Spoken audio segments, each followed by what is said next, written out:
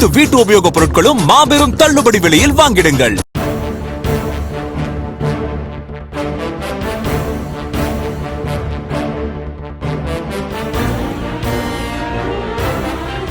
விழுப்புரத்தில் போதைப் பொருட்களுக்கு எதிராக பள்ளி மாணவர்கள் ஒன்றிணைந்து சே நோ டு ட்ரக்ஸ் என்ற வாசகத்தின் எழுத்து வடிவில் வரிசையாக அமர்ந்து விழிப்புணர்வு ஏற்படுத்தினர்.